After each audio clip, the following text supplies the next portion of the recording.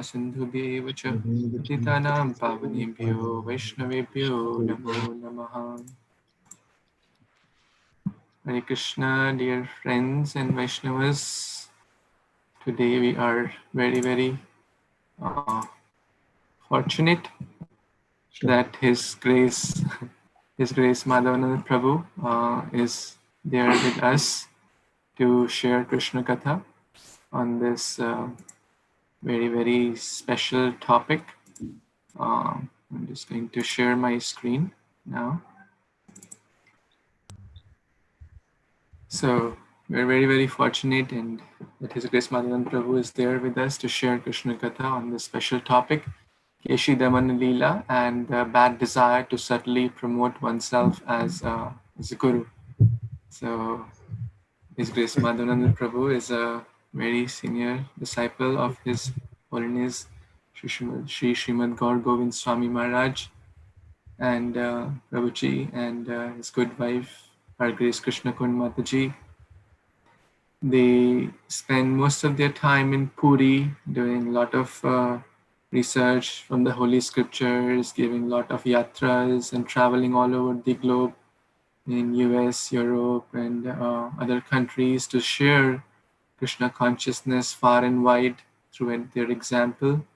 So Prabhuji has gratefully accepted this proposal to share Krishna Katha. We are very honored and blessed. Prabhuji, thank you so much for coming.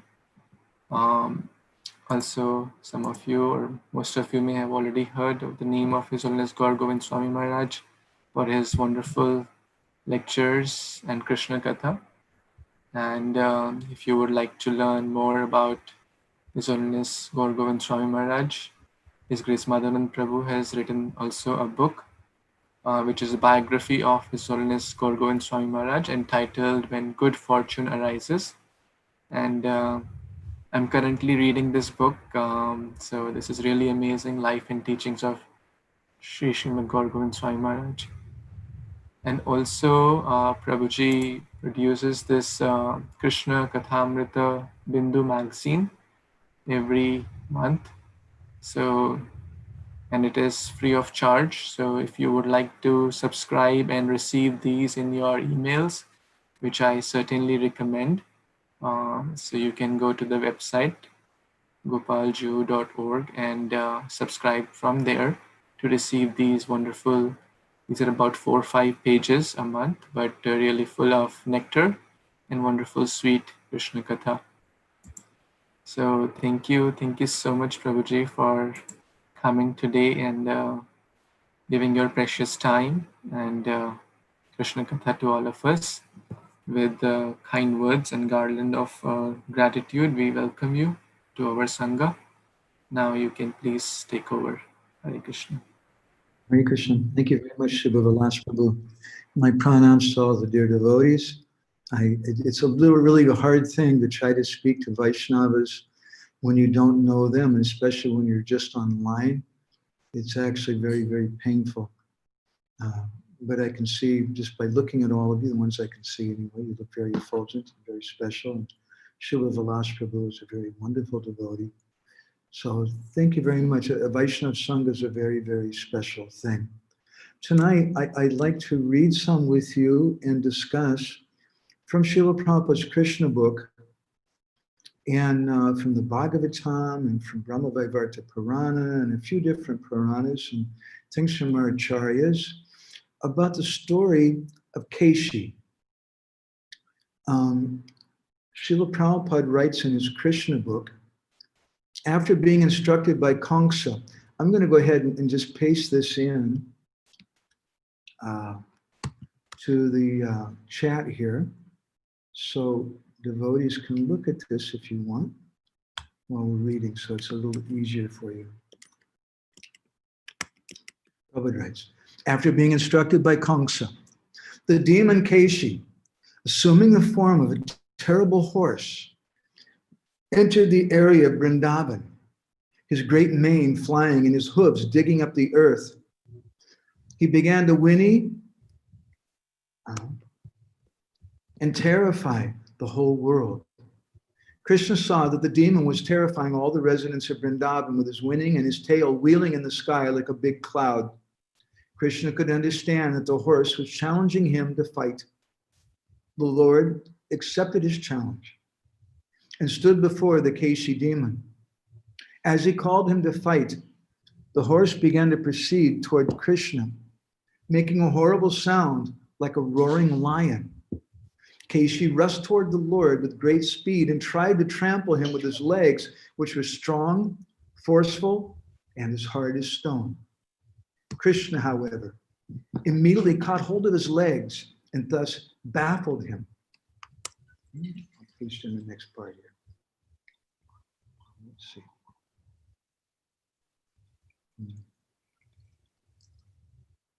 It looks like you've got it already. Kṛṣṇa was somewhat angry, and thus he began to whirl the horse around.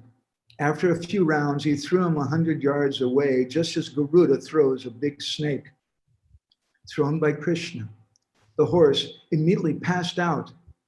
But after a little while, he regained consciousness and with great anger and force, rushed toward Kṛṣṇa again, this time with his mouth open. As soon as Kesi reached him, Kṛṣṇa pushed his left hand within the horse's mouth. The horse felt great pain because the hand of Kṛṣṇa felt to him like a hot iron rod. Immediately his teeth fell out. Kṛṣṇa's hand within the mouth of the horse at once began to inflate, and Kesi's throat choked up. As the great horse began to suffocate, perspiration appeared on his body, and he began to throw his legs hither and thither.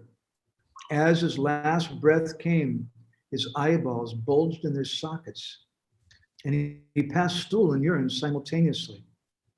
Thus the vital force of his life expired. When the horse was dead, his mouth became loose, and Kṛṣṇa could extract his hand without difficulty. He did not feel any surprise that the Kesi demon was killed so easily, but the demigods were amazed, and out of their great appreciation, they offered Kṛṣṇa greetings by showering flowers.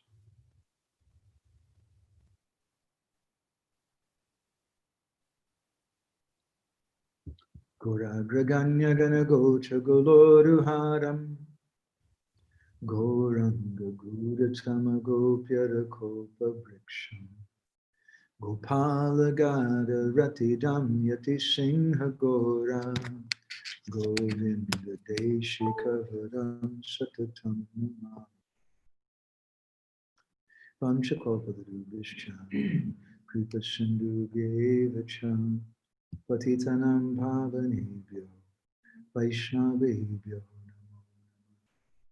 Jai Shri Krishna Chaitanya Prabhu Nityananda Shri Advaita Gadadhar Shivasadi Gaura Bhakta Vrinda Hare Krishna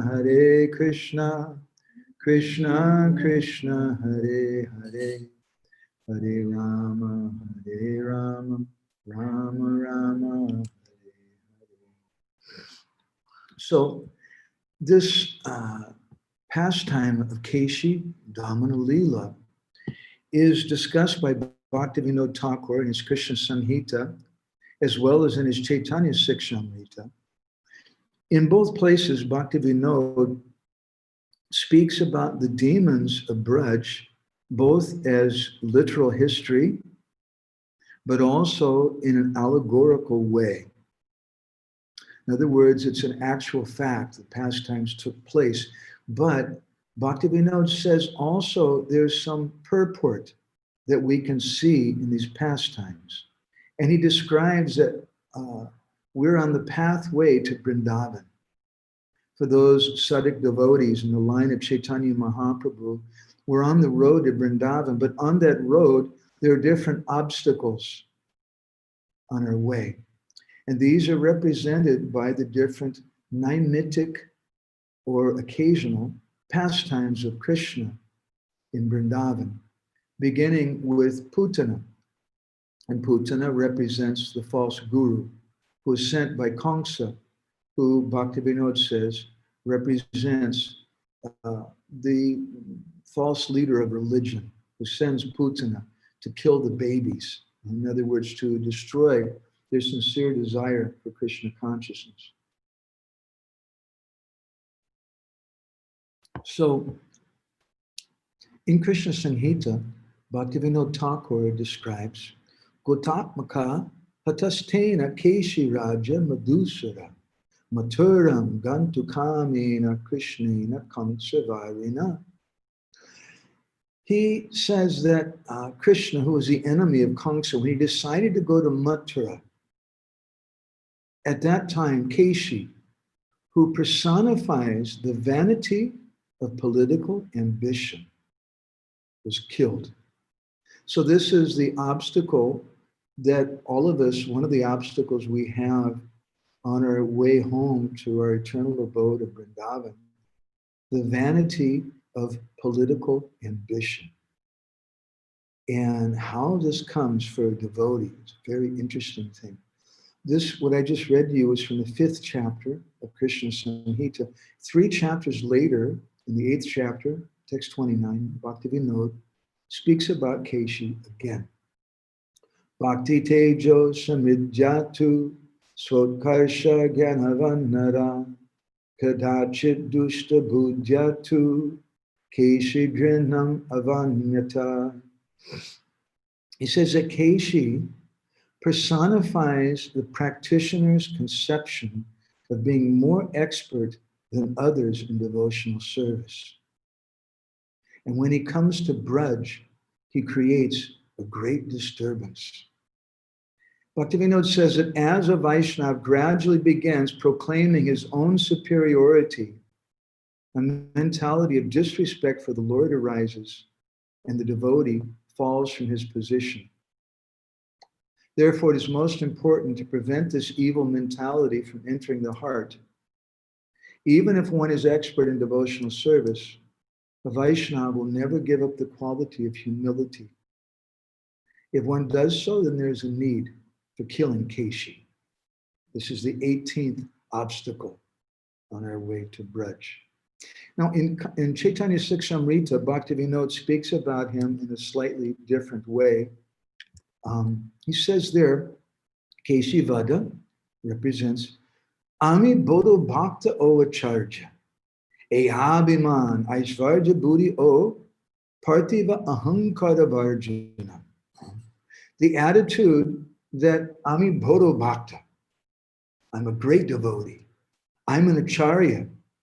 This Abhiman or attitude, the mentality of which, the Aishvarya Buddhi, the mentality that I'm very opulent and powerful, the false ego, Ahankara, of Partiva Ahankara, that I'm the king of the Lord of the earth, Varjana, it has to be driven out. So Keshi's not invited to Vrindavan. Keshi's sent there by the head of mundane religion. And he enters Vrindavan making a lot of noise. And he scares the residents there. So the word Keshi literally means hair. Hair is our vanity. Srila Prabhupada describes in one purport in the 4th canto of the Bhagavatam. He says that hair combing is one of the main businesses of women.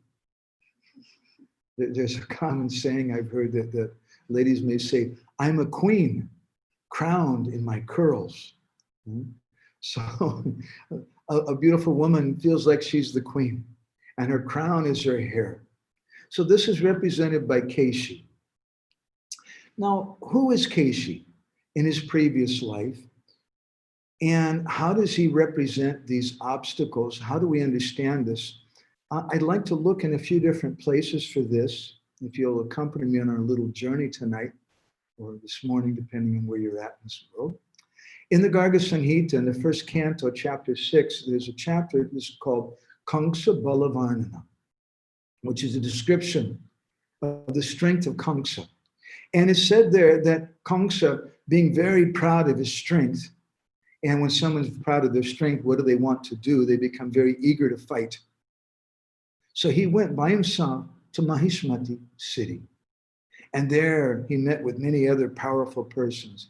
And in great happiness, he challenged the wrestlers named Chanura, Mushtika, Kuta, Sala, and Toshala, who are all sons of the king of Mahismati.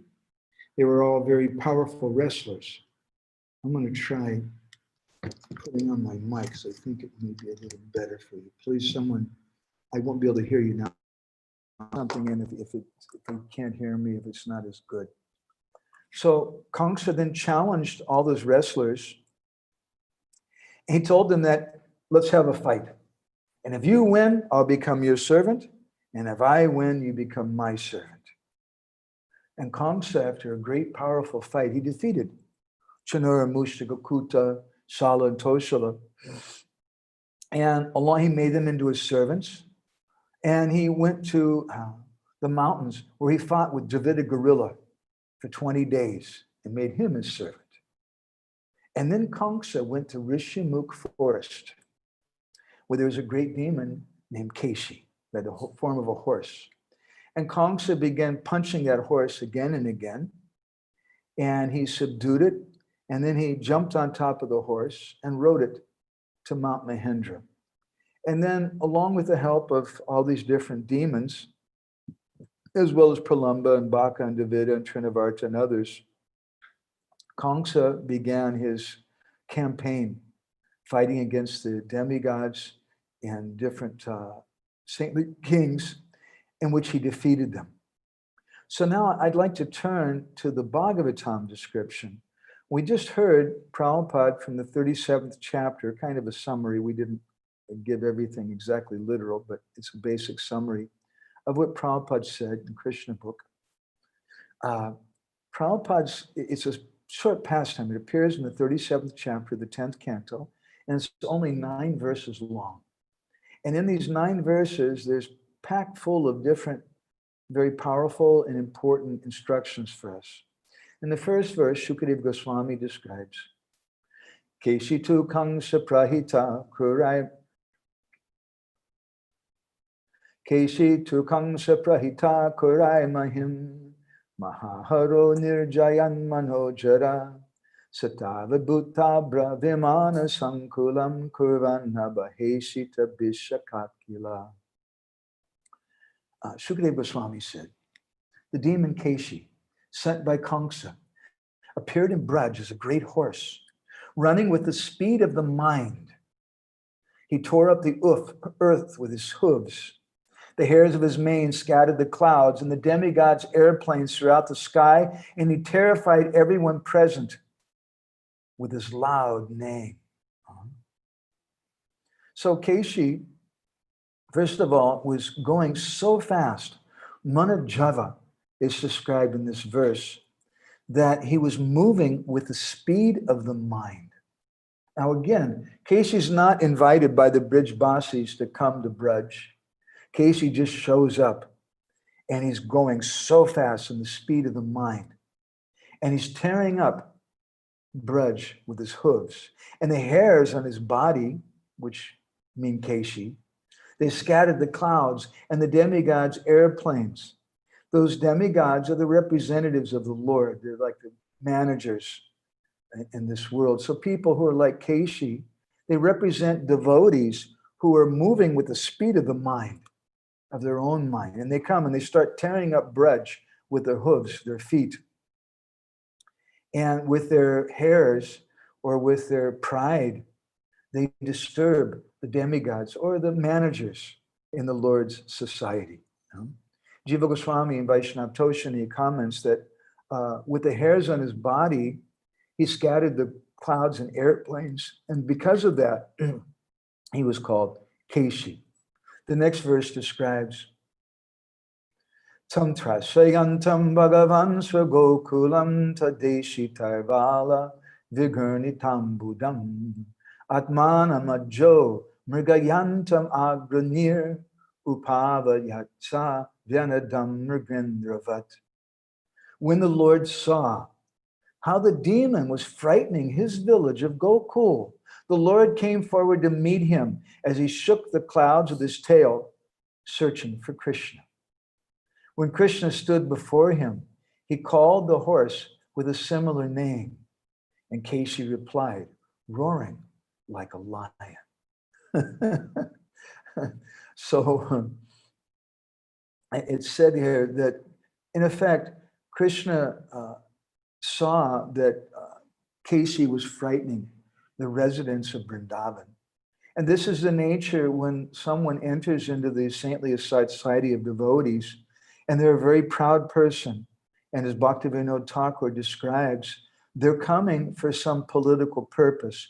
They're coming with the attitude, Ami Bhodo Bhakta O Acharya. I'm a great devotee. I'm the Acharya. And it creates a disturbance because the Vaishnavas are very, very simple. They just want to worship Kṛṣṇa. And here's some fellow coming in and making all kinds of noise. And so then what does Kṛṣṇa do? Agrani, he comes in front of him, and Upaliyat, he calls out using the same kind of sound that Kesi makes. In other words, he's making fun of Kesi. And how does Kesi respond? Mrigrindavat, like a lion, he began to roar.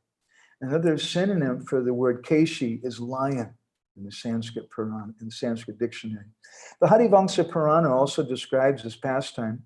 There Vyasadeva says, Nishabdana sura krudha sakadachit dinagame jagama gosha sambasam nodita kala dharmana tam drisva dudurvu gopa striya bischa susudhi saha. With the sound of a lion, angry Kesi, impelled by time, came to the cowherd village one morning. Seeing him, all the cowherds, along with the women and infants, began to run.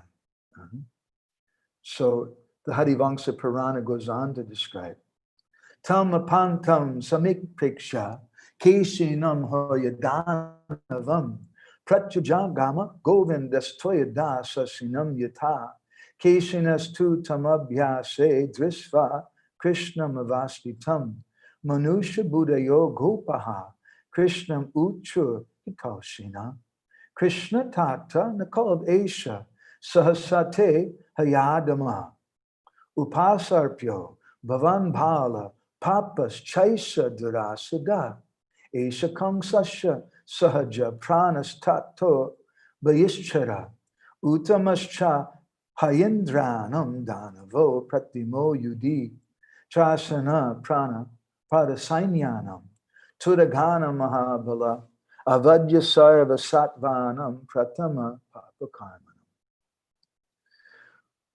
When Kesi attacked Kṛṣṇa, the Harivamsa Purana says at that time, Kṛṣṇa attacked him, just as a cloud covers the moon. And when the Brijbasis saw Kesi approaching Kṛṣṇa, those Brijbasis, thinking that Kṛṣṇa was an ordinary person, was one of themselves, thinking of Kṛṣṇa's safety, the Brijbasis became full of anxiety. And they told him, hey, don't go near that horse. Kṛṣṇa tata nakalvesha sahasate hayadama upasarpyo bhavan bala papas chaisa durasada. He said, they told him, you're a bala, you're a child. But this horse is unconquerable. Esha kamsasya sahaja pranas. He's Kamsa's original life heir in external form. Tata bahischara. Utamascha harindranam. He's the best of the horses. Danava pratimo yudi. He's incomparable in fighting. Chasana parasainyanam. He causes fear in all the enemies, all the armies. He can't be killed by any being. And pratama papakarmanam. He's the greatest sinner. So here the Brijbasis were afraid. But in actuality, they weren't afraid for themselves from Kesi. Rather, they were afraid for Kṛṣṇa. And they're afraid for the movement of Kṛṣṇa. When Kesi comes running in and forces his way into the Vaishnava Sangha, as we'll hear in a few more verses, with a big mouth, everyone becomes frightened. And what does Kṛṣṇa do at that time? This pastime is also described in the Vishnu Purana. And there in Vishnu Purana it said, Chahiti Govinda Shrutva Tesham Tatovacha. So when Govinda, Shrutva, heard, Trahi, Trahi, the Brijbas is calling out, save us, save us. Then Krishna in a deep voice, Satayu Jalad, Advano Gambiram. Gambira means a very deep voice. Idam Uktvaran.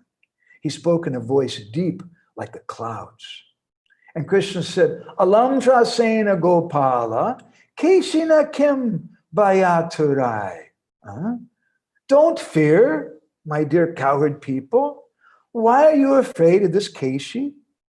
Because of him, has your courage disappeared? Vira viryam vilopyate? Has your strength gone? Kim anilalpa sarina hasito topa karina daiteya balavayaya valgata dushtavajina. He said, what use analpa sarina is this wicked horse, hasitatopa karina. He has no strength, balavayena. He's just proud. That's his only strength.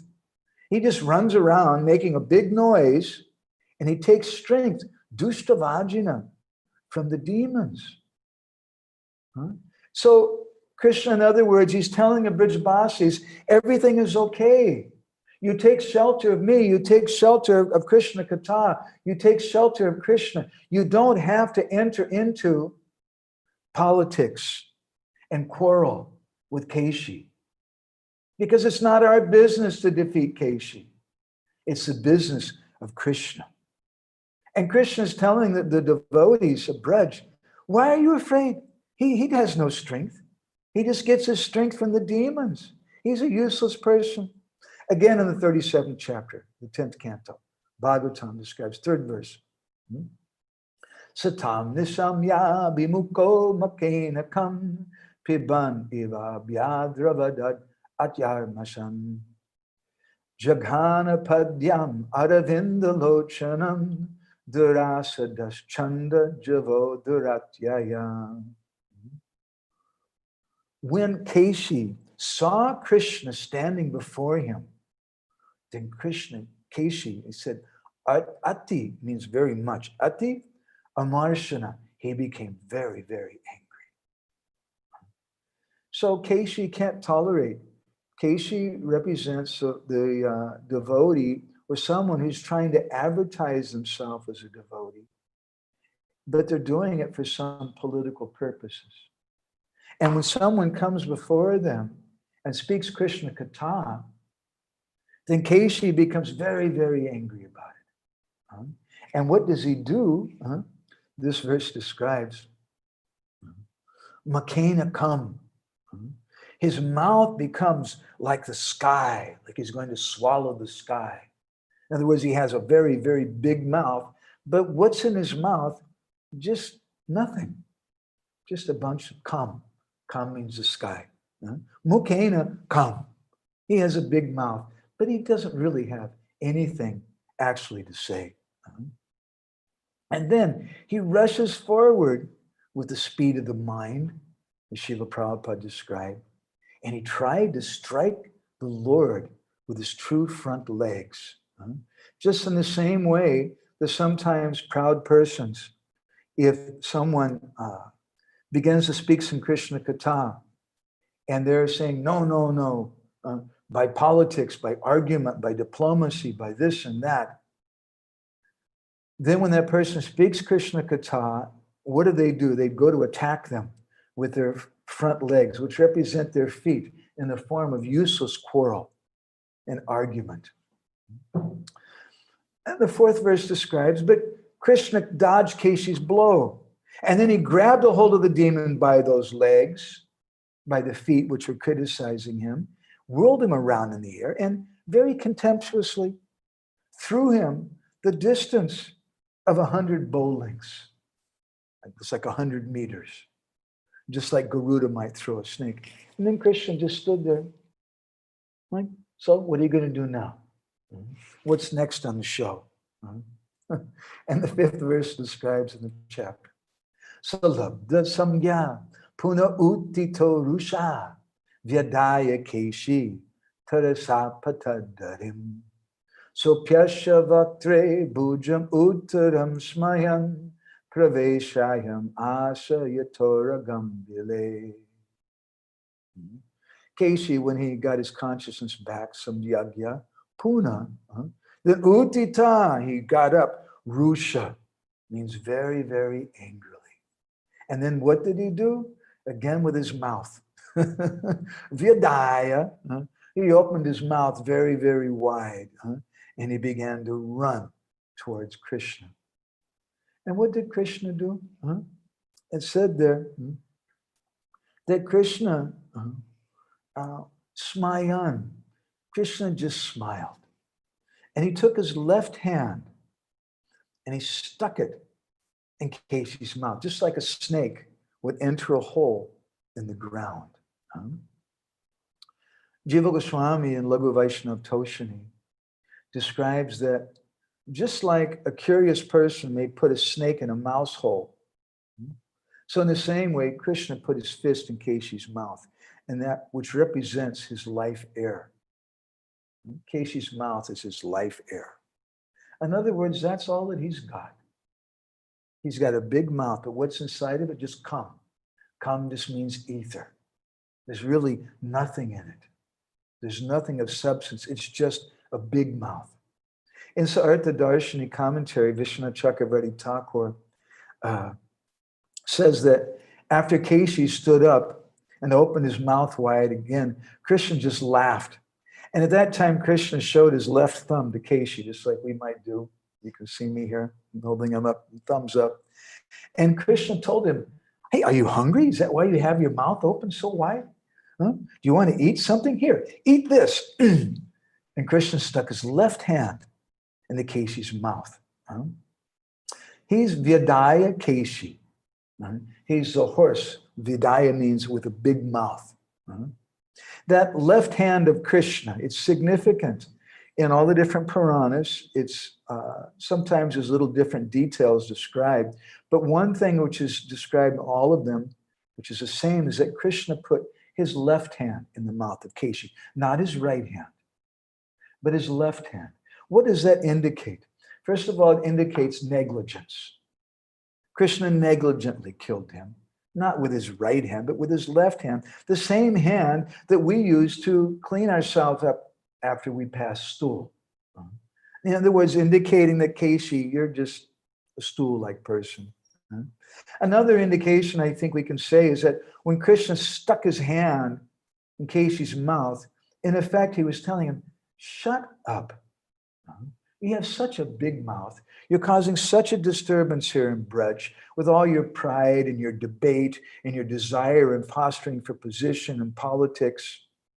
Again, the left hand could also indicate Kṛṣṇa's chastisement, which comes sometimes via his material energy in the form of old age and disease and death. So Keshi represents a Vaishnava who's been overcome by pride. In the Bhagavad Gita, in the 17th chapter, Kṛṣṇa speaks about penance and austerities. And in the 18th verse, he says, Satkara mana pujartam tapo dambena chaiva yat kriyate tad iha proktam rajasam chalam adruvam. Penance performed out of pride and for the sake of gaining respect, honor, and worship is said to be in the mode of passion. It's neither stable nor permanent. So this is Keshi. Keshi's doing some penances, but he's doing it to gain some respect, as Bhaktivinoda said, for some political purpose, for Ami Bhodo Bhakta O Acharya, to show that I am a great devotee, I'm like the Acharya. He gets some honor and passion. He's not doing that for the service of Krishna's devotee. Rather, his speaking is for his own pleasure. He wants to defeat other people and establish himself as a great person. Prabhupada writes in his purport, sometimes penance and austerity are executed to attract people and receive honor, respect, and worship from others. Persons in the mode of passion arrange to be worshipped by subordinates, and let them wash their feet and offer riches. Such arrangements artificially made by the performance of penances are considered to be in the mode of passion. The results are temporary. They can be continued for some time, but they are not permanent. So Kṛṣṇa stuck his hand in Kesi's mouth. The 6th verse in this 37th chapter goes on to describe Danta nipetu bhagavad bhujas prisas te Keshinas tapta moyas priso yata bahuscha taddeha gato mahatmano yata maya sambrabride upekshita. The word upeksha is very interesting in this verse. Anyway, he says there, danta nipetur, that immediately Kesi's teeth fell out when they touched Krishna's arm, which tapta moya felt like a red hot iron bar. And then within Kesi's body, the Lord's arm began to expand greatly, like a diseased stomach swelling because of upeksha or because of neglect. So Kesi's strength, he doesn't really have any strength. He's got some big teeth and he's got this cum, this ether in his mouth. And that's it. He makes a big noise. His teeth are a big show. And Kṛṣṇa just negligently knocks those teeth out. Harivaṅsa Purana also describes this, dasanar mula nirmuktai, that they came out by the mula, or by the roots. And the Vishnu Purana says that Sita Bhavadaya Eva, that Kesi's teeth were just like thunderbolts. But Kṛṣṇa broke those teeth, and then his arm expanded greatly, just like someone's stomach swells up due to neglect. So this is the nature of pride. Kṛṣṇa, and again in the Gita, says, Dambo Darpo Vimanascha. This is the qualities of a demoniac person, Dambo Darpo Viman. They have some pride, arrogance, and conceit. These are demoniac qualities. These are not qualities for the devotees. So Kṛṣṇa, seeing that this personality had run in like the speed of the wind into the assembly of the Vaishnavas, making this big noise, Kṛṣṇa just laughed and stood in front of him. And when Kesi came roaring and opened his big mouth, Kṛṣṇa neglectfully stuck his left arm in Kesi's mouth and knocked out all of his teeth. The 7th verse describes in this chapter, Samhe-damanena sa Kṛṣṇa bahuna niruddha vayuscharanamscha dikshipam prasvina gatra paribhritta lochana papata landam vrishijan shitovaso. The words in this verse, landam vrishijan. Vrishrija means to pass, you pass stool. Landam means stool. So what happened when Kṛṣṇa's hand came in to Kesi's mouth, he could no longer breathe. He had no way to live. Just as Jiva Goswami was saying and commenting on a previous verse, that Kesi's big mouth was his life. For a false devotee, that's their life, just to advertise and to get involved in debate and think that by debate, I can establish something. That's the nature of Kesi. So Kṛṣṇa sticks his hand in Kesi's mouth, and then Kesi's legs begin to kick convulsively. He can't control himself, and his eyes begin to roll around. And then what happens? Landam Vishrijan Kshito Vyasu. Kshito Vyasu. He fell down on the ground dead. And when he did that, he passed stool. Because that's all actually the Kesi's got going for him. It's just a bunch of stool. So who was Kesi? In the Garga Samhita, it's described there that after Krishna killed Kesi, then at that time a very effulgent demigod appeared from the body of Kesi and told Krishna, Shri Kumuda Uvacha, he said, Krishna, my name is Kumuda. And he offered respects to Krishna. And he told Krishna, Sakya Shanu Charo, Humvai Kumudo Nama Madhava. Oh Madhava, my name is Kumudo. And I'm Sakrasya Anuchar. I am a follower of Indra. Indra is the king of the Devatas. Indrari Vyakulam Lokam Ridayanti Yuge Yuge. Krishna comes again and again to protect Indra, who is like the universal manager for the Lord. And he has a particular service. He says, Tejas vi rupavan viro jishnus chatra brahmim dadan. That when Vitrasura was killed, to become free from the sin of killing a Brahmin, Indra performed this aswamedha yajna. And he says that my name is Kumuda, and Tejasvi Rupavan Viro, I'm a very powerful person, I'm very handsome, also very humble. Didn't say that, but it's implied. I'm heroic and very glorious. And what work do I do? Chatra Brahmim Dadan. I carry Indra's parasol, Indra's umbrella. The umbrella is the signature or the symbol of royalty. And he's carrying that. That is the sign of pride. And we know that Indra, we know from the Govardhan Dharana Leela, that Indra also represents pride, although he's a devotee of the Lord. He was thinking to himself that he was greater than the Brijbasis. And Krishna, seeing his pride, that this is very bad, that Indra is daring to insist that my family members worship him. Indra is a great personality. I appointed him. It's very good. But he's nowhere near as great as my family members. They're millions of times greater. And so Indra's umbrella carrier is Kumuda. And this Kumuda became Kesi. And he says that when Vitrasura was killed, Indra performed an aswamedha yajna. He let go of a horse for that sacrifice. And he said, I had some desire to ride that horse, so I jumped on it and I started riding it around. And then the Maruts, demigods, they saw me and they bound me up with ropes and they brought me back. And Indra then cursed me to become a demon.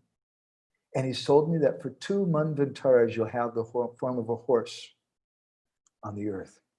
And he prayed to the Lord, today by your touch, I'd become freed from that curse.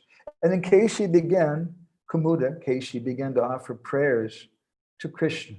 Kinkaram kurumam, kinkaram kumam deva, twad angro langnamanasam, namastubhyam bhagavate loka lokaika, sarva lokaika sakshane. He says, my dear Lord, please make me your servant. He says, now my heart, twad angre lagnamanasam, my mind has become fixed on your lotus feet. And I offer my obeisances, namatubhyam bhagavate, to you over and over again. You who are sarva lokaika sakshini. You're sarva lokaika sakshi. You're the sole witness, the only witness of everything. And then Kumuda, he circumambulated Krishna. And then he entered into a Vaikuntha airplane. And he went to Vaikuntha Loka. So this pastime, Bhaktivinoda Thakur describes, represents false pride on behalf of the devotees. When someone wants to forcibly try to enter into the assembly of the Vaishnavas with a mood of pride, with a mood that they can judge other persons.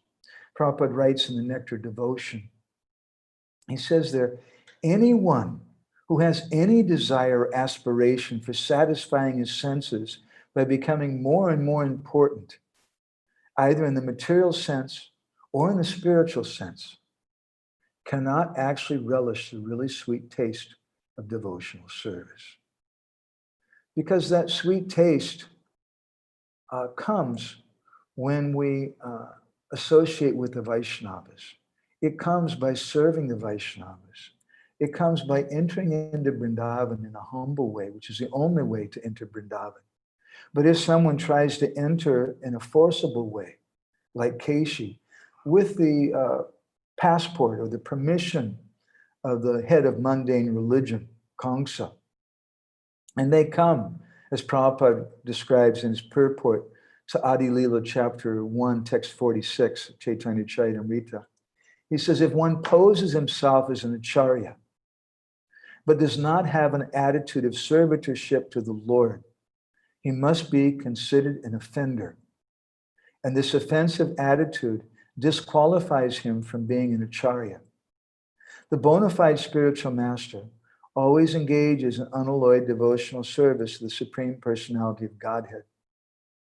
By this test, he is known to be a direct manifestation of the Lord and a genuine representative of Sri Nityananda Prabhu. Such a spiritual master is known as Acharya Dev.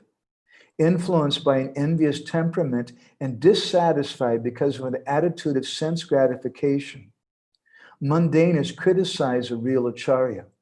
In fact, however, a bona fide acharya is none different from the personality of Godhead.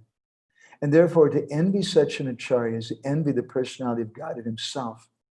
This will produce an effect subversive of transcendental realization. So this is the nature of Keshi. He wants to force himself into the assembly of Vaishnavas, and he's thinking in a mundane way that this is something political, that I'm going to try to take a big position, and all that Keshi's got going for him is a big mouth and a fast mind and some ferocious looking teeth, which he debates and criticizes everyone with. And he adopts himself, he proclaims himself to be the judge and chastiser of other persons. This is the nature of Keshi. Keshi is pretending to be guru. Ami Bodo Bhakta O Acharya. Bhaktivinoda Thakur says, this is Keshi. In the Hari Bhakti Vilas, Sanatana Goswami, in the first Vilas, he quotes the Devi Agama, wherein Lord Shiva says, he describes some different qualities which a disciple should avoid. Guru agre pratak pujam.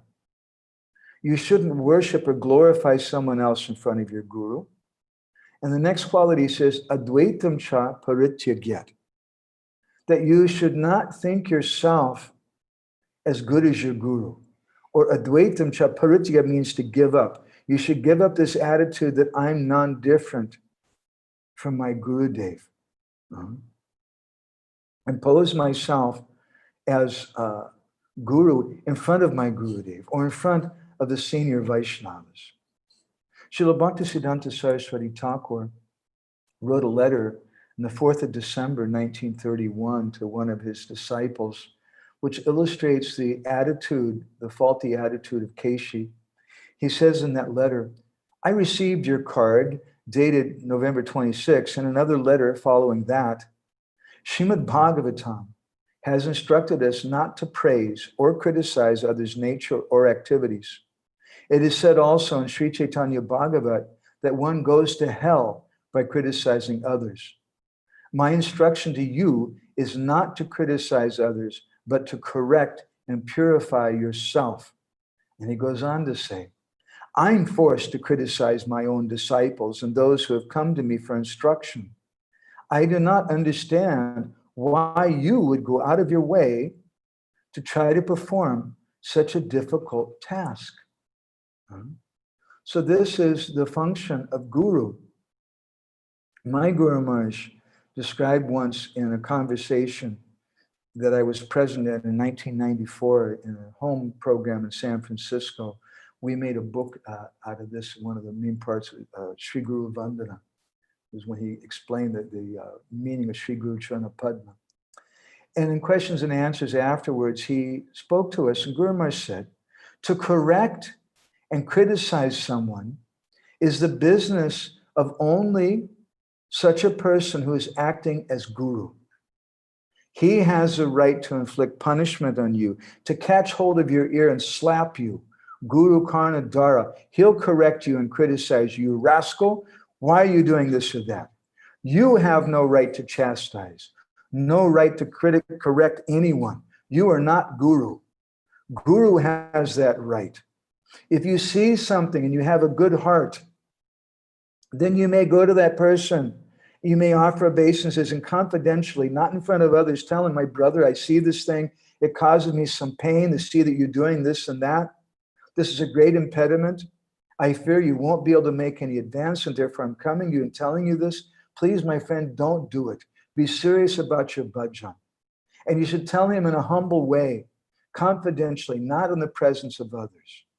And the devotee says, then, well, Guru Maharaj, sometimes I may want to correct someone, but I can see that the person won't accept what I have to say. And Guru Maharaj replied then, so why should you tell him?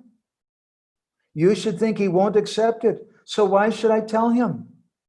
As you sow, so shall you reap. What shall I say to such a person? So this is a very important lesson for devotees on their way to Vrindavan. We want to overcome the obstacle known as Kesi, or the bad desire, Srila Bhaktisiddhanta calls it in another article, the bad desire to become guru. In the Brahmakanda of the Padma Purana, in the 25th chapter, there's a description of the 10 offenses to the holy name. And the 9th offense is very important to meditate on. Vyasadeva there describes Shradhane Vimuke Prashindati Yaschopadesha Sivanama Paradaha. He says it's an offense to speak to someone who has 3 different types of persons, who have 3 types of disqualification. If you speak to one of these kinds of persons, if you try to give them upadesh or instructions, then Siva Nama Paradha. You may speak some upadesha Siva, some auspicious instructions to them, but it's just Nama Parad, offense. If they have any of these 3 types of disqualification, the 3 types of persons, they're ashradhan. They don't have faith in you. Then you can't speak to them. Now you may say, as we were commenting, we were speaking this past time recently, that, well, what do you do then? Because most of the people that I go to distribute books to, they don't have any faith. You can't demand faith. If someone doesn't have faith in you, then you say, very good, you don't have to have faith. You be detached and you act in such a way by your good qualities that they may develop faith in you. And if they don't develop faith in you, why should you be disturbed? Why should they have faith in me? Well, who am I? Huh? If someone is ashradhan, they don't have faith, you can't speak to them. If someone is vimuk, they're reluctant, they're against what you have to say. They've already got their mind made up. I don't agree with that. I can't even consider it. They're very reluctant against that thing. They're ashindati, the 3rd quality. They don't want to hear, or they're just not listening to what you're having to say. You may say the best things. Once I was speaking with my Guru Maharaj, and I said, Guru Maharaj, sometimes it's seen that somebody commits some Vaishnava aparad or something, and we understand there's different ways to deal with that. One way is we're supposed to go away. Another is that we defeat them in debate. A third way is we cut out their tongue and kill them. And a 4th way is we kill ourselves. Now, out of all these ways, I told my Guru Maharaj, I've marked that the most popular is you want to defeat the other person. I said, but sometimes we've seen that even though you may defeat the other person, they don't accept it. Hridayananda Maharaj once in a conversation, he said, it's like having a debate with someone and you hit them on the head. You're arguing with them and you say, now I've defeated you. And they say, no, you haven't. So then you take a hammer and you hit them on the head. Say, there, I've hit you on the head. And they say, no, you didn't. So the person is just a complete idiot. What can you do? So I said, so what does it mean to defeat them? And Guru Maharaj, he liked that question. He says to defeat them means that you speak in such a way to make them mum, that they can't say anything more. because you have better things to do than to just argue with someone like Kesi. It's Krishna's business. Our business is to take shelter of Krishna, to speak Krishna Katha. Our business is to be disciples and to repeat what we've heard from Guru. Our business is not to do politics. Our business is not even to defend ourselves or to fight against Kesi, to fight against the false demons and false guru and other persons.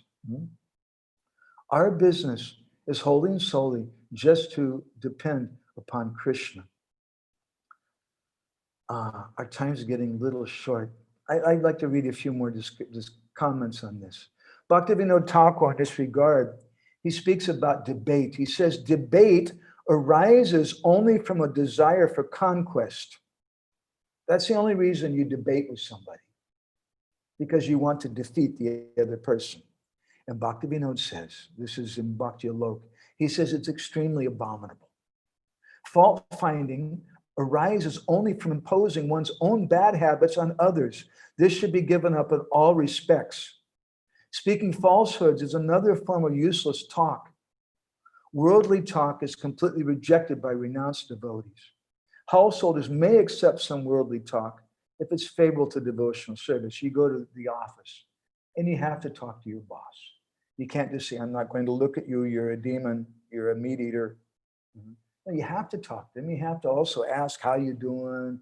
How's your mother? I heard she had an operation. How's your wife? How are the kids? Bhaktivinoda goes on to say that quarrelsome people become intoxicated by useless arguments. While discussing topics of the Lord and his devotees, the practicing devotee should always be careful to avoid useless arguments. So there's a difference, and we have to understand what is the difference between useless argument and the position of guru. Srila Prabhupada chastised persons. Srila Prabhupada told the devotees, don't compromise, speak boldly. But our speaking boldly is repeating what we've heard. Our speaking boldly doesn't mean that I have a license to judge other people. It doesn't mean I have a license to chastise other people. That's the business of guru. That's the business of someone who you have faith in. And if you don't have faith in that person, then all that's going to happen is a quarrel. It becomes fault finding. So then the question comes, how can we become guru? And there's a series of questions which we were discussing not so long ago about this from Srila Bhaktisiddhanta Saraswati. Someone in this regard, they asked him, first question, do we have to make disciples? It's the first question. And Srila Bhaktisiddhanta replied, we don't have to make disciples. We have to become disciples. So Advaitam cha parityagya. The Hari Bhakti Vilas describes, Sanatana Goswami quotes this verse, Advaitam cha parityagya. Give up this attitude that you're non-different from guru. We don't have to become guru. We have to become disciples. And it's described by Srila Bhaktisiddhanta. We have to remain constantly engaged in the service of Krishna and the spiritual master. The devotees of Vishnu, the Vaishnavas, see the guru in all things. If someone becomes proud of being a Vaishnav, then one's service to Vishnu and the Vaishnavas evaporates. If one becomes proud of being a Vaishnav, then he can no longer, he becomes like Kesi. He can't enter into the assembly of the Vaishnavas in Vrindavan. And his service to Vishnu and the Vaishnavas evaporates. One who is free from the sense that he's the doer, who thinks I actually do nothing myself, it's Krishna alone who engages me in all activities, and who is constantly engaged in the service of the Lord, can actually do something beneficial for the ordinary souls by turning them to Krishna. They can do something. Who's very humble and thinks, I'm not the doer, this is Krishna. I'm just going to repeat what I've heard from Guru and Krishna. Bhaktisiddhanta says it's not enough to make phony speeches either about how you're not the doer. You have to genuinely feel that you're being made to act by the Lord. So again, the question comes, is it proper, they asked him, for us to make disciples? And Srila Bhaktisiddhanta replied, the genuine guru does not make anyone his disciple. Rather, he makes everyone his guru by turning those who have no interest in Kṛṣṇa into devotees. Srila Bhaktisiddhanta says the guru's work is a lot like that of a medical professor in the university. He's not making students, he's making doctors. Similarly, the guru is making other gurus. He says, on one hand, if the Vaishnavas don't play the role of spiritual master guru, then the transcendental family of Vaishnavas will dwindle and disappear. But there's a problem, because as soon as you become guru, you're no longer a Vaishnava. Therefore, it's not proper to act as guru if one is not qualified. This means only inauspicious results for the disciple and fall down for the guru. So what is guru? Guru is someone who takes it upon himself to chastise others. But real guru means someone who's qualified and is appointed by Kṛṣṇa. Kesi is the self-appointed guru. He proudly thinks of himself as a Vaishnava. He advertises himself as a Vaishnava. Srila Bhaktisiddhanta says that anyone who calls himself a Vaishnava is immediately branded a non-Vaishnava. And he sings then a wonderful song by his father, Thakur Bhaktivinoda. Amito Vaishnava e buddhi hoile amani na hobo ami. Pratistasa asi hridaya dushibe hoibo nirayagami.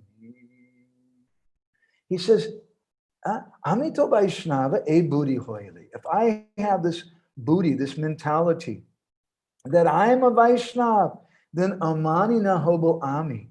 I won't be able to give respect to others. I won't be able to do it. Pratistasa asi, and then my heart will become polluted with the desire for respect. Hoi hridoya dushibe, and then hoi by nirayagami. I'll definitely go to hell. And therefore Bhaktivinoda prays. Tomara kinkora apane janibo guru abhimana chaji.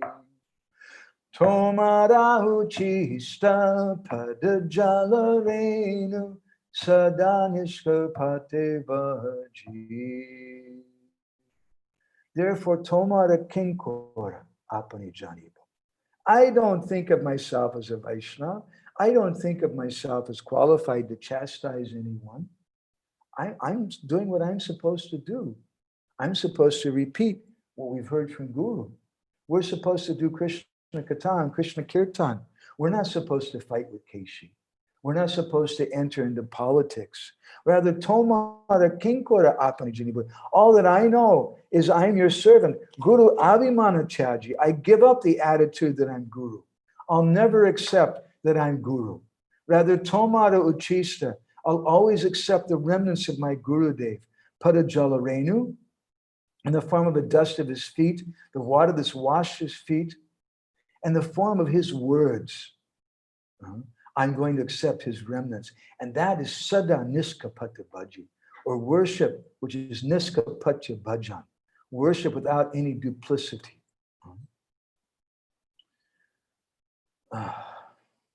So this is Kesi. This is some of the thoughts about reforming Kesi. We have to reform ourselves. As Srila Bhaktisiddhanta says in another article, which we'll finish with, the world stands in no need of any reformer. The world has a very competent person for guiding its minutest happenings. The person who determines that there's scope for reform, I'll go ahead and paste this in if it lets me. It's not letting me, it's too long. Let's see. I'll just do half of it at a time. person who determines that there's scope for reform of the world himself is in need of reform.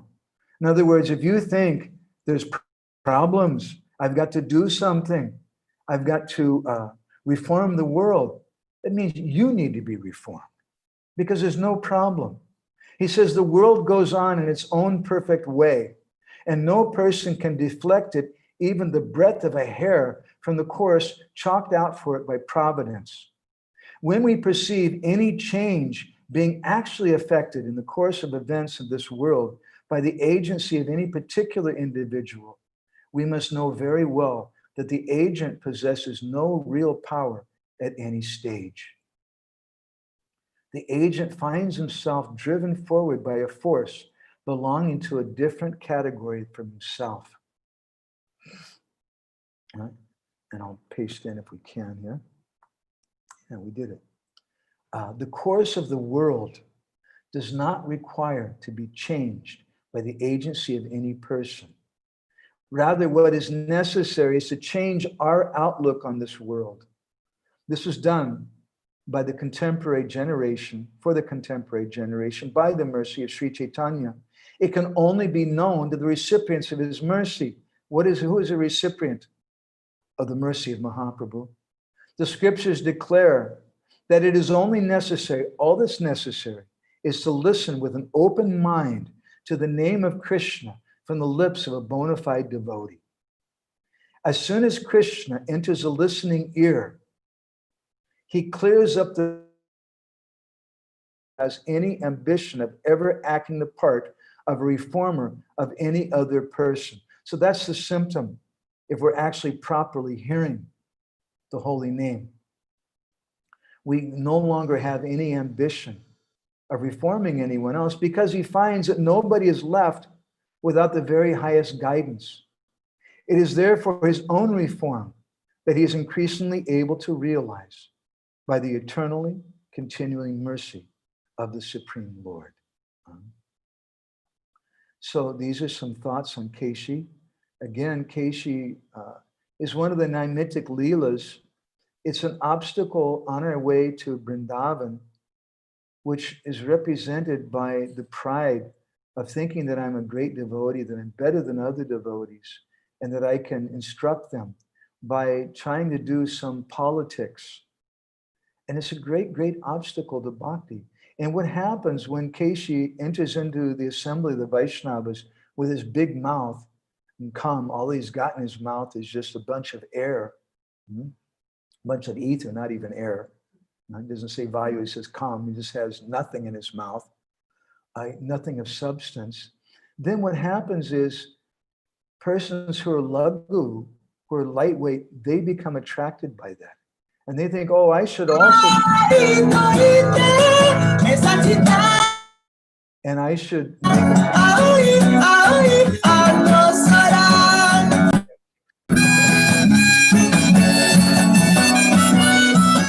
There's someone, anyway, Hare Krishna. It's gone now. I'll tell you later on. Someone who enters into that way. Then other people, they see that and they think, oh, this is the way to behave also. I have to also think about my career in ISKCON. I have to do some politics. And the way to do that is to start finding fault with other people because that's what Prabhupada wanted us to do, right? Wrong. What we're supposed to do, as Srila Prabhupada described in one letter to one of his disciples. Let's see if I can find it. It's a very nice letter Srila Prabhupada wrote.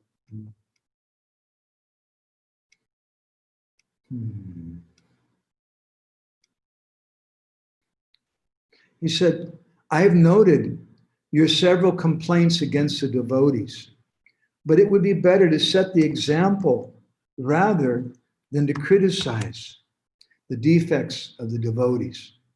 We should always remember that we recruit members from people in general. It's not expected that every one of our members should be immediately to the standard qualification. The best thing for you is to set the example by your personal behavior and try to reform others, not by criticizing, but by friendly behavior. If sometimes there are any disagreements, we should try to forget such incidents and always be in friendship with each other. So it's a very important principle. Kesi disturbs both himself, he disturbs his own spiritual life by having a big mouth. He can't listen to Kṛṣṇa, he can't listen to the Brijbasis, he can't associate with them. And Kesi also creates a disturbance in the lives of other Vaishnavas. But as Kṛṣṇa tells the Brijbasis, as we heard from the Vishnu Purana, Kṛṣṇa told them, what are you worried for? This guy doesn't have anything to say, he's just got a big mouth. That's all. He has no strength on his own. And after Kṛṣṇa kills him, then we see what Kesi's got inside of him. Just a bunch of stool. That's all. There's nothing with any substance. There's no reason to get excited about it and enter into debate with such persons. Rather, we should take shelter of the holy name. As Srila Prabhupada instructed the GBC in one meeting when he attended here in Mayapur, Prabhupada told the GBC members, this chanting should go on. Instead of meetings, resolutions, dissolutions, revolutions, and no solutions, we should be chanting.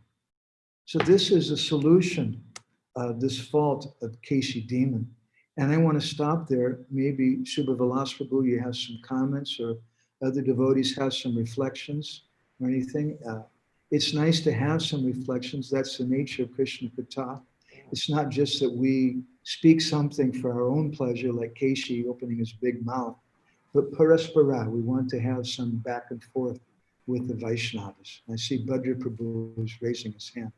Nice to see you, Bhadra. You remember me? I don't know. I remember you from Bhubaneswar in 1996 when you were in charge of the Prabhupada Centennial. Of course I do. How are you? Very good, Prabhuji. I haven't seen you in a long time. I didn't recognize you. You should come sometime to Brajmandal Parikrama. I have to have you there.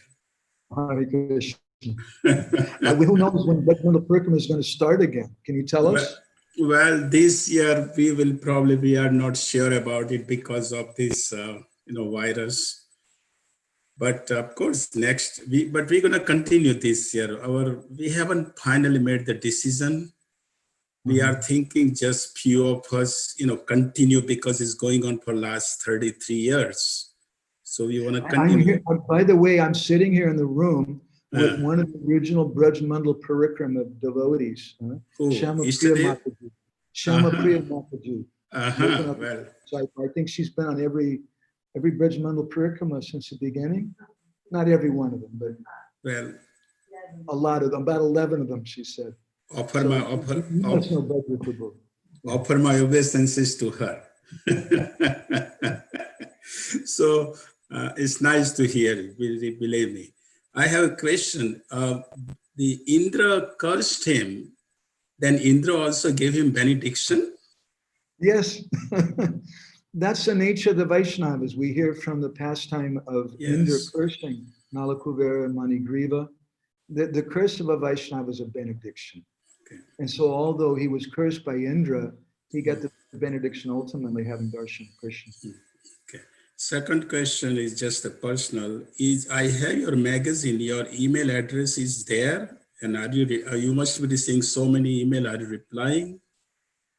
I get a lot, and it's a little hard. Actually, what I'll do is I'll put in my email address right here.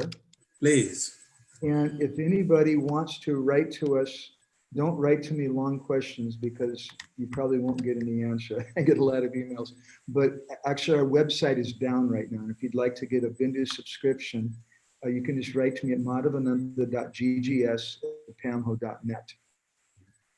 Okay. And Subha Vilas Prabhu can share that maybe later on. Thank you. Thank you, buddy. It was so nice to see you again. I didn't recognize you at first. You look just the same as you did in 1996. You haven't even aged any. My God. You believe me, I'll be 69. Because you're always doing Brajmandal Parikrama. With your blessings. And Srila Gaur Govind Maharaj's blessings. Believe me, 96 was the first Rath Yatra we did for Srila Prabhupada's centennial. And Guru Maharaj organized it. And at that time, when I met him for a few minutes in his hut, and he said, Bhadra, always follow Srila Prabhupada. The instruction again. Thank you. Yeah, it wasn't very long after that they left. I know. After that class, after 2 months practically, Yeah. 2-3 months. Actually, he after that he gave one lecture in Bhubaneswar Temple in Nityam Trayodasi, Yeah, just right after the Prabhupada Centennial Festival, his last talk. I know. Manipur. Great personality. I have his CDs and always hear them. Believe me, powerful, very powerful. Thank you. Are Nice you in to see you. Alachua, Barbara? Sorry. You in Alachua now? Yeah, I'm in Rajwa for last 20 years. Yeah, that's what I figured. Yeah. I heard something. Okay. Nice to see you. Haribo. Anybody else with any reflections or comments? Thank you so much, Prabhuji, for this wonderful Krishna Katha and sharing such deep realizations from so many holy scriptures about what real Keshi means and how can we be careful and guard always against this false pride. Thank you so much. We're so grateful to you for this wonderful. You shared the word naimetic, Leela. Can you please elaborate what does naimetic mean? Well, there's two types of leelas. There's nitya, which means eternal, and there's naimitic. Naimitic means occasional leelas. So Bhaktivinoda says that these occasional leelas, which take place in Bhumi Vrindavan, in this material world, these represent different obstacles to bhakti. And it's a big discussion, but in Gopal Champu and Ananda Vrindavan Champu of Jiva Goswami and Kavi Karnapur, respectively, they describe an interesting thing that this naimitic leela actually gives more pleasure to the Lord than his nitya leelas. And that's why you all have to join with Bhadra Prabhu on Brajmandal Parikrama, because it's happening even right now. It's a very wonderful thing. Okay, anybody else with any reflections or comments or anything?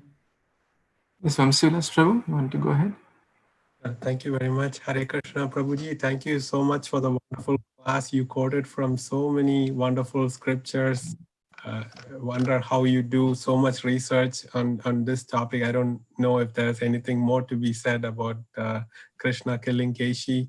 My question is about pride, Prabhuji. So pride has different connotations, at least in the US.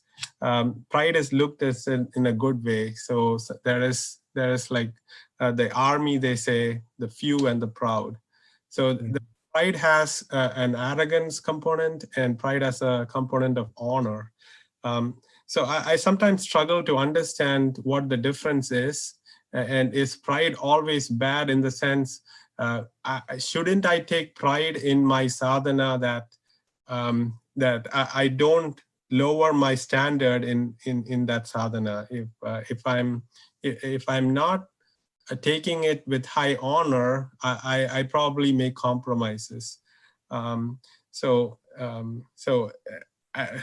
confusion is how can I know if it is pride that is affecting my progress spiritually, or is it pride to honor Krishna and the... Thank you, Vamsilas Prabhu.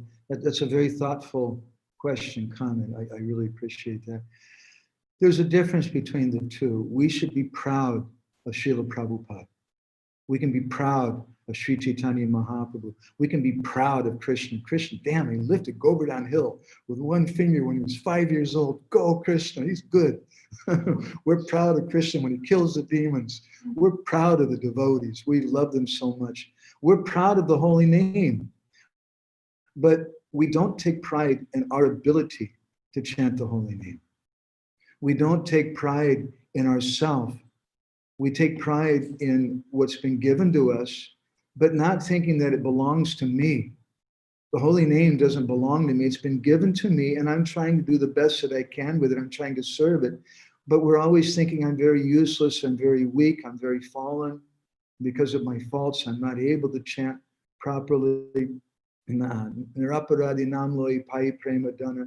Chaitanya Mahaprabhu says, if I would just chant the holy name without offenses, then I would get Krishna prema. But because I'm chanting with offenses, therefore I'm not getting the proper thing. So I have pride in the holy name. the holy name is so wonderful, so amazing. But in my ability of it, I'm not proud of that. Rather, we have great humility. But that humility also, to add another aspect of this, it's not the same as depression. Sometimes in America, especially, we think that if we become humble, then we become depressed and we become downtrodden. And we see in this regard, there's different types of crying. In the first chapter of the Gita, we see that Arjuna is crying. But in the beginning, he's playing the role. He's not actually crying like this, but in the beginning, he's playing the role of a conditioned soul. And he's crying for his material and sense syndrome. He's crying because part of me is going to die. If my grandfather dies, then who am I going to be? I'm going to lose some of my identity. But then he begins to cry for Kṛṣṇa. And my Guru Maharaj called that Atma Krandana. And that crying for Kṛṣṇa, there's three types of crying. One type of crying is self-pity. Another type of crying is Atma Krandana, where we're crying for the Lord. And the third type of crying is the crying of Radharani and the gopis in ecstasy for Kṛṣṇa. That's a very, very high thing that we can't understand. But Srila Prabhupada in his recording was speaking about the chanting of the Hare Krishna Mahamantra. He said this chanting is exactly like the cry of a child for the mother. That's Atma Krandana, or the crying of the soul. And that's required. And that kind of crying, Kṛṣṇa in the second chapter of the Gita, it begins there. What does he say? It's not coming to my mind. What is the first chapter of the Gita called? Vishad Yoga. He says, Vishidantam idam vakyam, uvachara madhusudana. Sanjaya says, Vishidantam idam vakyam. When he hears the Vishad, or the crying of Arjuna, Vishidantam, which is a crying of the soul, Vishidantam idam vakyam, uvachara madhusudana. Then uvachara madhusudana. Then Krishna speaks the Gita. So that kind of crying is wanted. And that's not the same as depression. It's like some people, they do bad things and they can't face themselves. So they get drunk. So they take recourse in drugs. They can't come to grips with who they are, what they are. That's depression. That's unhealthy. But when we can deal with the fact that I'm a rascal, that I'm a fallen person, and we cry from the heart, that's not the same as being depressed. Does that make sense, Prabhuji? Prabhu? It's a thoughtful comment. Question. Yes, Prabhuji, it's very nice explanation. Thank you so much. Hare Krishna. Anybody else with any reflections or comments, questions? Manapayani, you have something more? Vipul Prabhu, you want to ask or share? Hare Krishna Prabhuji, Dandot Pranam. Thank you for your nice. Hare Krishna Prabhuji. Prabhuji, my question is in Chaitanya. Dandot Pranam. So my question is in Chaitanya Charitamrita. Mahaprabhu telling us that Jare dekho tare ko Krishna upadesh, Amar Guru Eitar Desh. Right. So I understand that Mahaprabhu is telling to be a well-wisher, not be a guru to others' soul. But this is very tough. Define the thin line between a well-wisher and become a guru. So how as a people like us who are not advanced can identify that line that we're not crossing, being a well-wisher or being a guru? Thank you, Prabhuji. Hare Krishna. Thank you, Prabhuji. You're kind of going in and out. Nice to see you outside. There's a difference between being a well-wisher and being guru. When we say guru abhimana tyaji, that I should reject the attitude, the abhiman that I'm guru, that's a different thing. But everybody should be guru. But what does it mean that I should be guru? It doesn't mean that I should have the attitude that I'm guru, but it means that I should serve and I should try to help everyone. Mahaprabhu says that everyone should become a gardener and plant. We should all become gardeners and we should nourish different devotees. That means being guru. Guru means to nourish. Guru doesn't mean that now I have to pose myself as everybody's authority and chastise everybody. That's not guru. Guru means I have to actually become guru. And my Guru Maharaj, he commented on this verse that you're quoting, and he said that this verse came to my Gurudev. It didn't come to me, it came to my Gurudev. And it means my Guru, he's Guru. And it means I'm just his servant. And all that I'm doing is just trying to eternally serve my Gurudev. And I reject the abhiman, the attitude that I'm Guru. And therefore, this is the attitude that Bhaktivinoda Thakur is speaking about in this song that Bhaktivinoda Thakur was singing, Amito Vaishnava Ebudi Hoile, Amani no Hobo Ami. If I start thinking I'm a Vaishnava, then I won't be able to be humble. I won't be able to give respect to everyone else. And then I will go to hell. So rather, I should always think myself, he says, Tomara uchista parajal, tomara kinkora apani jiva. All I think of is that I'm your kinkara.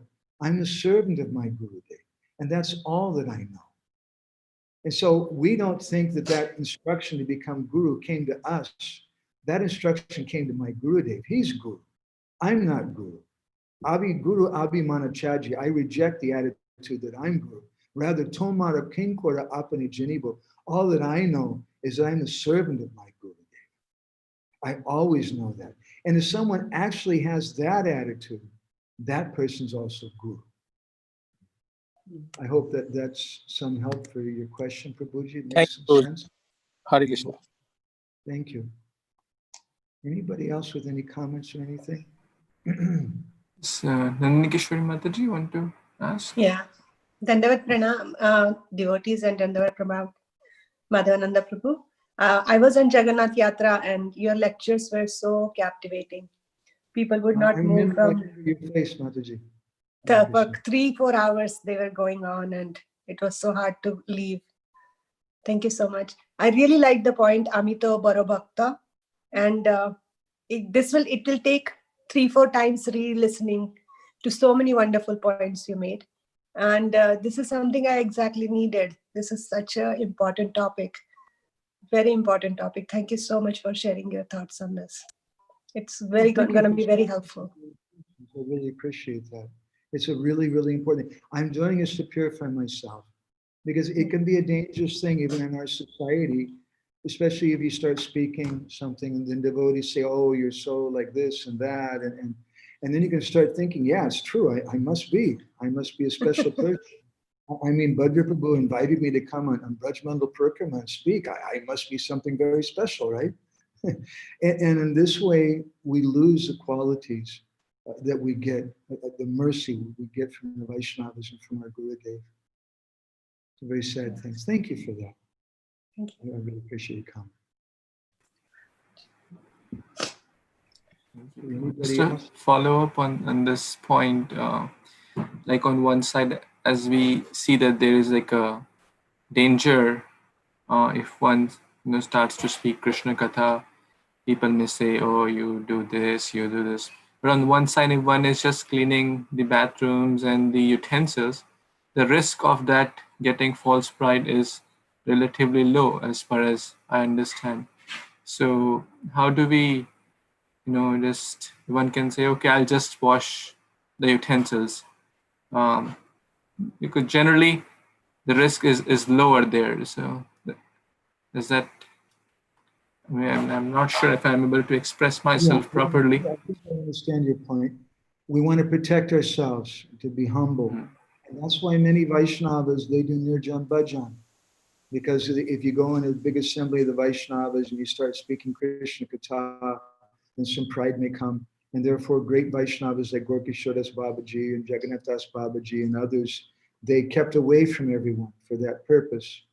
But Srila Bhaktisiddhanta Saraswati and our Srila Prabhupada taught us that humility doesn't mean that I stay back and hide, but humility, real humility means I go out and I'm like a lion and I preach fearlessly and we distribute books and we share things with people.